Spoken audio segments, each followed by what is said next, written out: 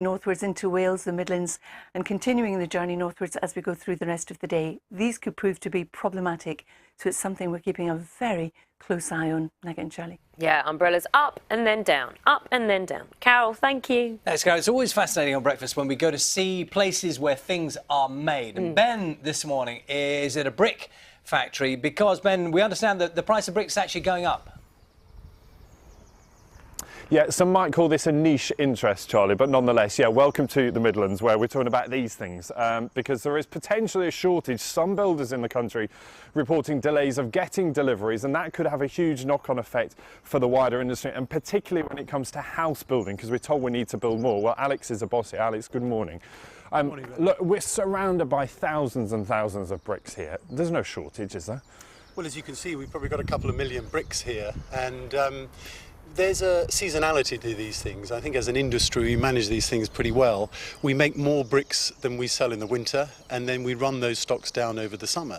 And equally over the business cycle, when there's surges in demand, we'll run our stocks down to hopefully supply the demand that's out there. And you've been making bricks on this site, and I should stress, not you personally, but since the early 1800s. We're a family business, and we've been operating on this site since 1805. So you must have seen the sort of the peaks and the troughs. I mean, how does this compare? I think, we've had these surges in demand before, and I think when we've looked at it in aggregate, there hasn't been really any particular shortage overall. It's if you have a particular brick type that you might need for your development, I would encourage developers to talk to manufacturers as soon as possible to make sure they understand what the lead times are so that they can be supplied when they need them. Okay, for now, Alex, good to talk to you. Thanks very much. Well, come with me because Kate's with us. She's a property expert, and Chris, who's a local builder. Morning to you both.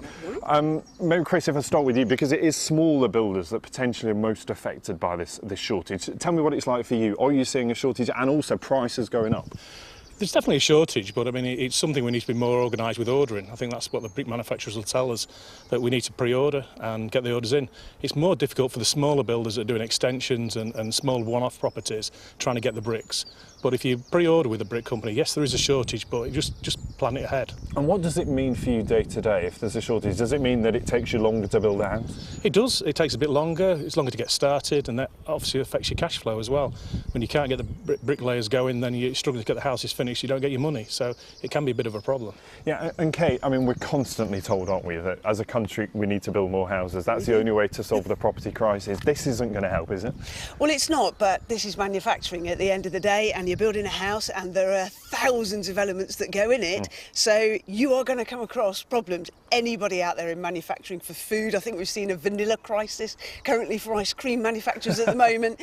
These things are always going to be here, and I think there was a fence crisis a few years ago, so we've just got to get better as an industry at solving the problem. But it is quite hard. I mean, it's quite interesting, about 25% of detached homes are actually built by the self-build industry.